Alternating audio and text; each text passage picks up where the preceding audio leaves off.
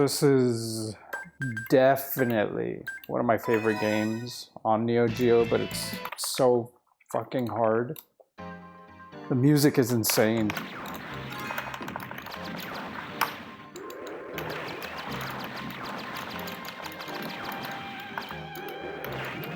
The pre-rendered graphics are insane.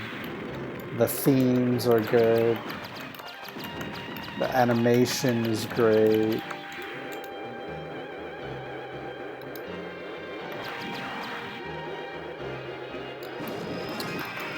I mean, there's no one here, like, listening to us. What I mean by under the table is, like, don't sell it on Etsy or eBay or something like that. Kind of like, maybe do it more person to person, or find a community of people who'd be interested in those things.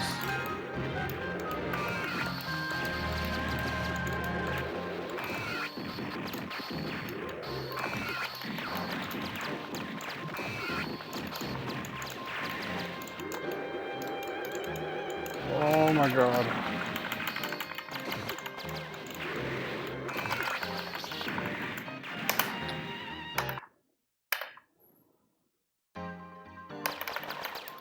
You've never seen this game? Yeah, it's a hidden gem.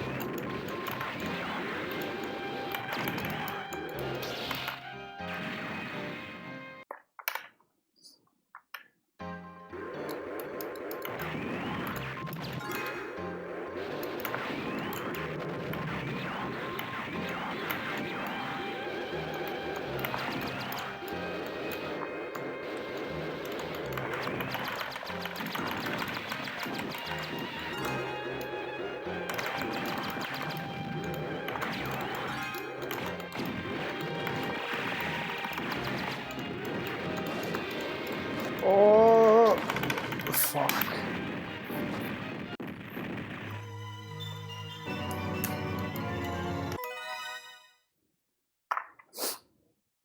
I think it was really ahead of its time.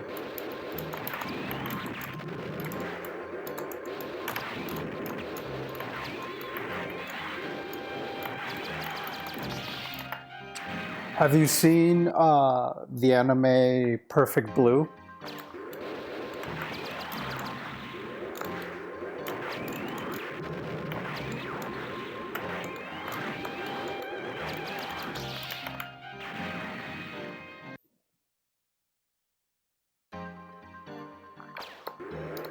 It's one of my favorite animes. I'm really in the mood to watch it. It's a movie though. It isn't like a series.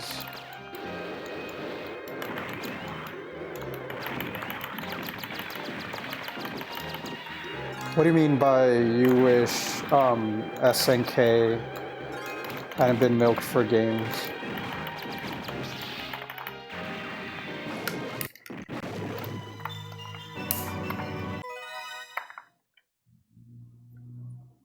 I think the people that are under control of SNK right now are doing a really shit job for the Neo Geo legacy.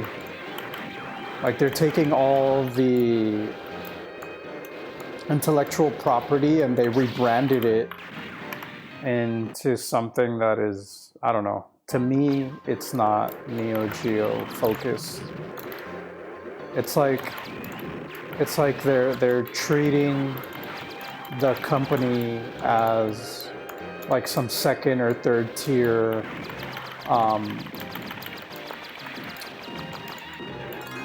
like gaming cult. Like I don't know, it feels weird. It's like really like badly designed and tacky hardware with terrible software and front end, and the user experience just looks cheap. It looks like one of those like 201 knockoff game consoles.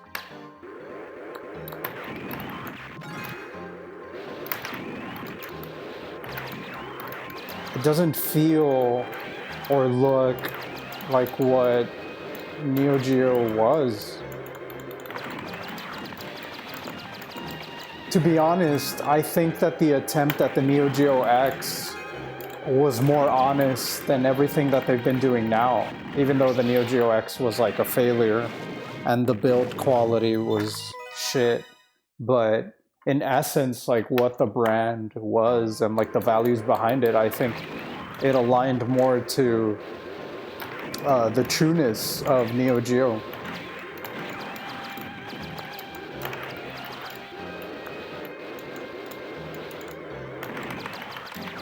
Games like King of Fighters have been recycled and put into any possible game.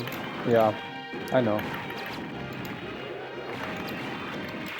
I think it's like, I think the people that are in the boardroom are like, well, we have the rights to all this intellectual property and let's find a place for it, instead of, because like, since it went under, like after SNK Playmore, I think their shift was like kind of like what happened with Sega, but a bit more mismanaged, you know, where it's like, okay, we're not doing hardware anymore.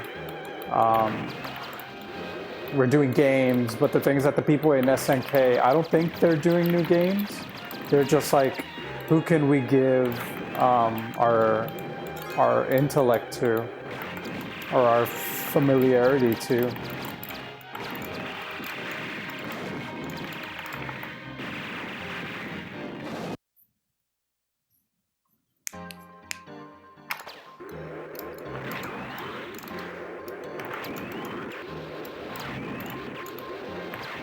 You know who's been really good at keeping like their brand very integral has been Nintendo. I think from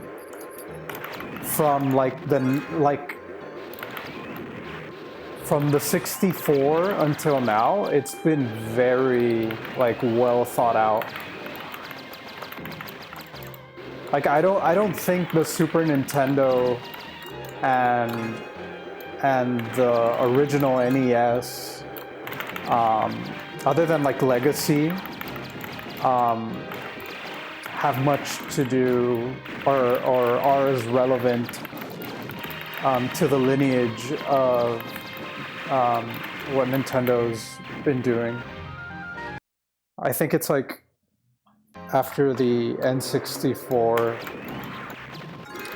it really decided what kind of a game company it was going to be. In terms of like the user experience and the storytelling. I think that's where Nintendo found itself. With like multiplayer gaming, casual gaming, and establishing like what its franchises and mascots and target audience was going to be.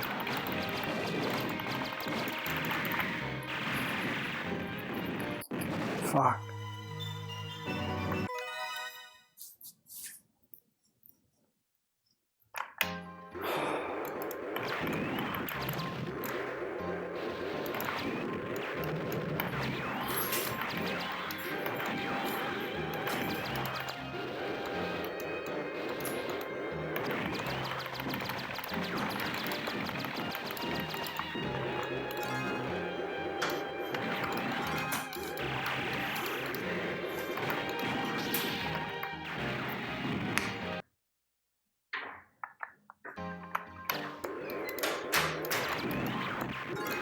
Did you see the, what is it called?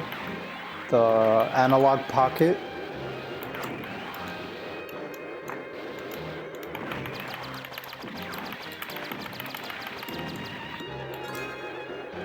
I want to know what your thoughts on it are.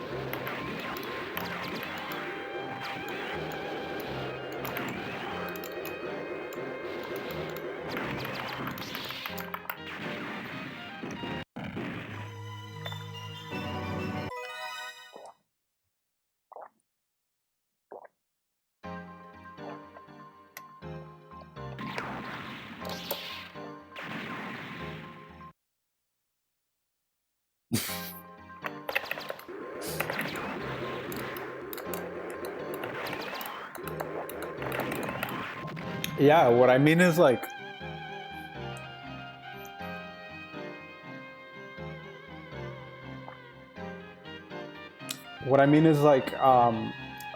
with the N64, like I think is where they found their quirkiness, you know, that weirdness and like wholesomeness that Nintendo has in like its product design, its game development, like all of that. I think they found it, like that catalyst was the N64. It was fucking weird. I don't think it was that weird for its time. Like, I remember 96, 97 gaming. I think the PS1 was way weirder, but I think it didn't age well, and it doesn't really make sense now. Like, the controller, the very few games, and the kind of games that came out, I think it didn't age well with what gaming culture turned into. But at the time, I think it made a lot of sense. Yeah, of course it didn't age well. All right, so if you're on your computer, look up Analog Pocket, and I want to know what your thoughts are on it. So there's this company.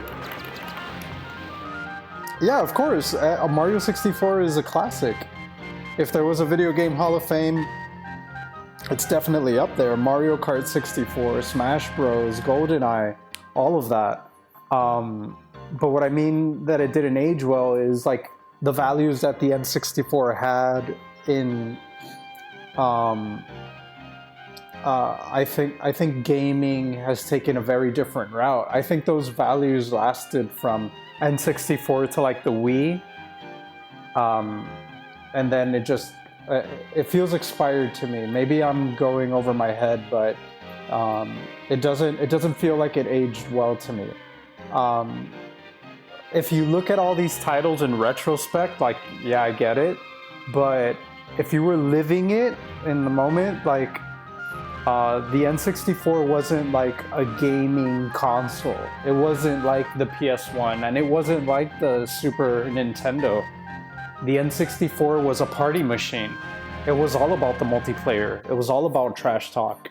The controllers, they weren't seen as weird back then. I mean, it was quirky, but it wasn't weird. Like, you're talking about a time when third-party hardware producers were making like the weirdest shit ever.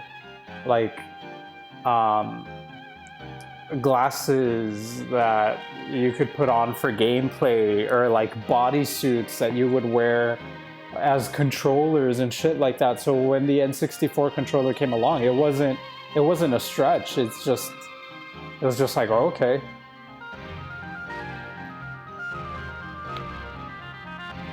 Yeah, definitely. I think a lot of that happened with Xbox Live. I think that's where it really took off, where it's like game companies saw what was possible with online gameplay, and then that just became everything. I mean, it was the Halo 2 effect. Yeah, the Analog Pocket. I'm not with it, but I wanted to see what your thoughts were.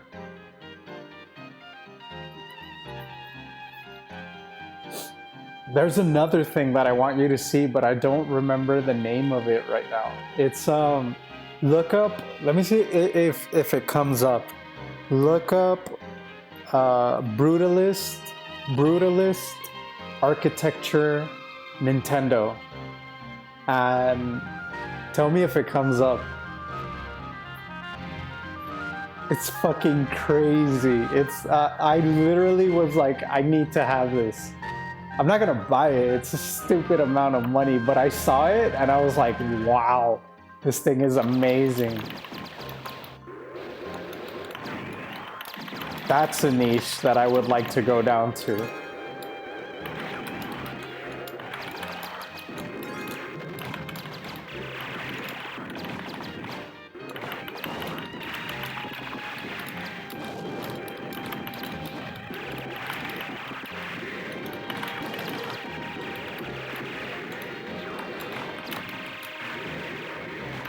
Yeah, the concrete with the foggy glass. Oh my god, it's insane. I saw it with, like, not even the internals, like, oh yeah, of course, the internals, but, like, everything that's built into it, the way it looks, it's crazy. That's something that I would do. Like, not buying it. What I mean is, like, I would be interested in remaking consoles that way, like repackaging consoles that way, where you take all of like the essential accessories and peripherals needed to make it into the quintessential best version of that machine possible, and repackage it with like a very serious and well thought out concept. Like, I really like that, the way that person did it, where it's like the fucking console's concrete, man. That's made for a certain kind of person, you know? It isn't like, I don't know if it's like gimmicky. I don't see it as gimmicky. It's like this premium repackaging of the NES experience for the person who, I don't know, lives in like this insane architectural home that wants their gaming to reflect that and to blend in with that environment and that nature, like in terms of like interior design. And I don't know, I like that. That's a cross section for me that I really like. I'd be interested in doing that for the Neo Geo, you know, like you know how people do like consoleized MVS?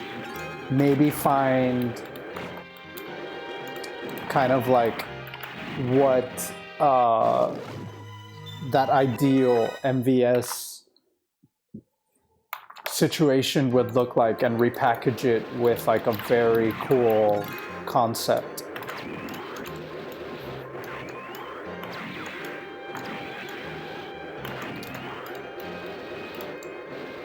The thing is like $2,000 or something like that. That NES.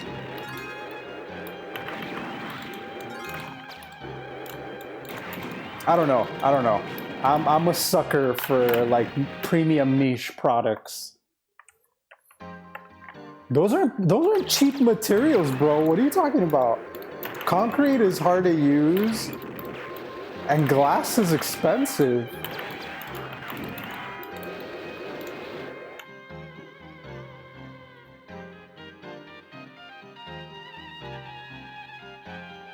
Yeah, it is another market. I mean, it definitely isn't for the everyday NES player. It's like that GBA consolizer thing. If you could take everything that GBA consolizer is and then put it into like this insane packaging with like really well thought out exterior, like if I could better the GBA consolizer, I would probably house it in aluminum. You know, kind of like how I had the Raspberry Pi in that aluminum case. Something like that is what I would do.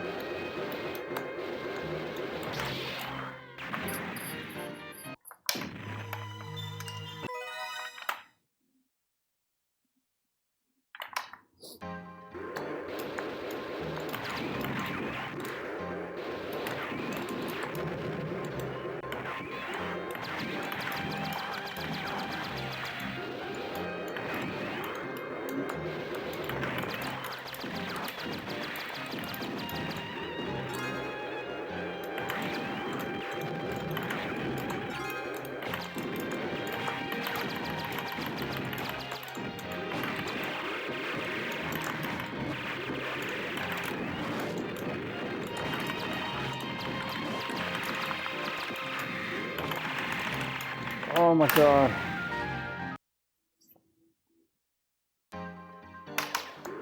Yeah. I think people like Rick Owens are really inspired by realist architecture.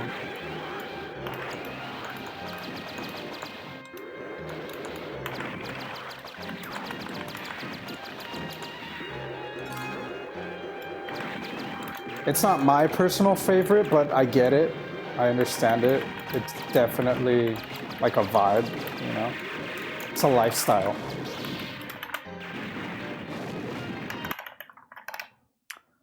What I really like is like Mexican modern minimalism. Like look up. This is definitely played out, and most people would give me shit for it. But look up Luis Barragan. He's probably the most famous Mexican architect, and he does this like very, very Mexican modern minimalist architecture. Or he did. He's not around anymore.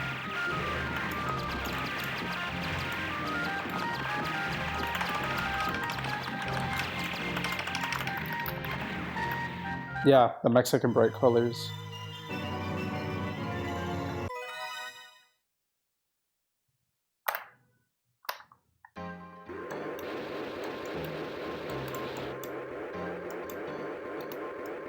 Yeah.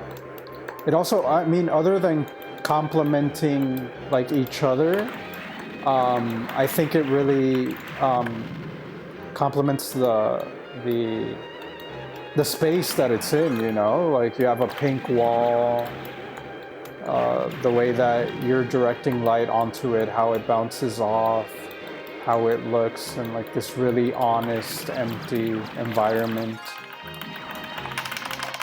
How it reflects with Mexican lifestyle as well, like Mexican architecture has always been about like indoor outdoor living, kind of like my grandparents' house. You remember how it was, where it's like you don't know if you're inside or if you're outside because both are present at all times. Like the way that he does all that is really, really cool.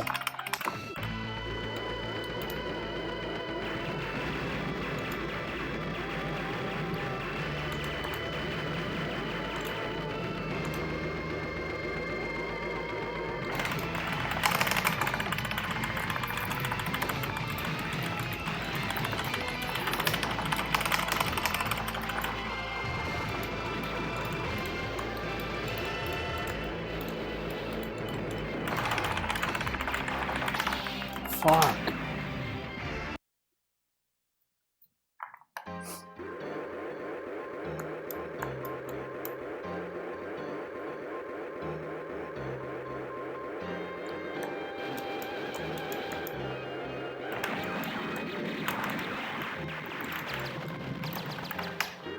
If you were to do something like that, Brutalist NES. Okay, you're gonna go all right.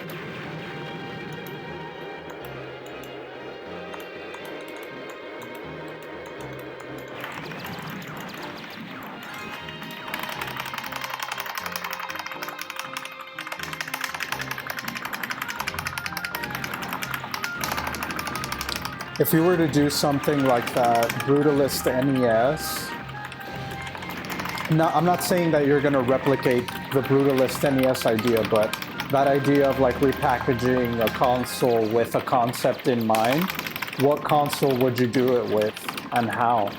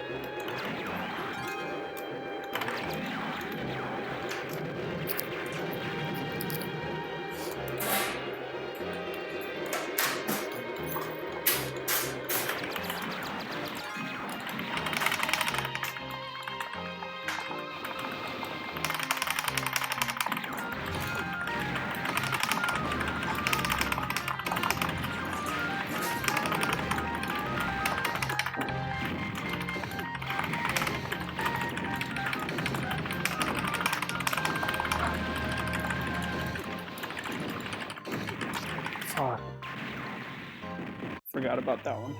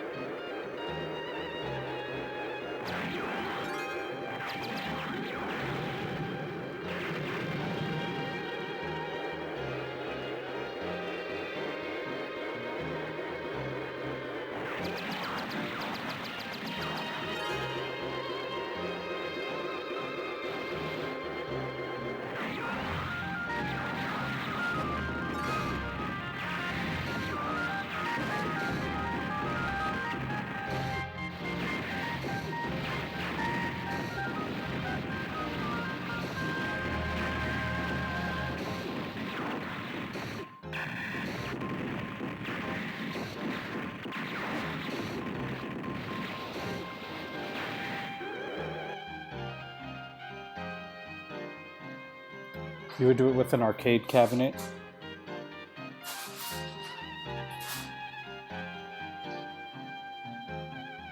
Glass peripherals.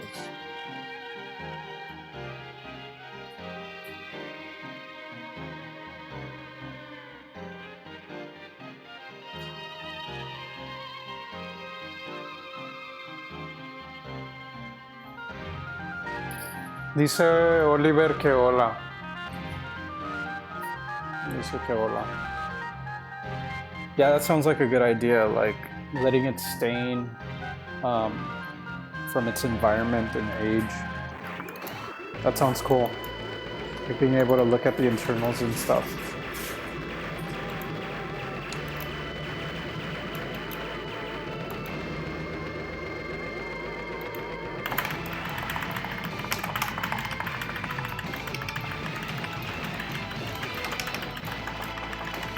All right.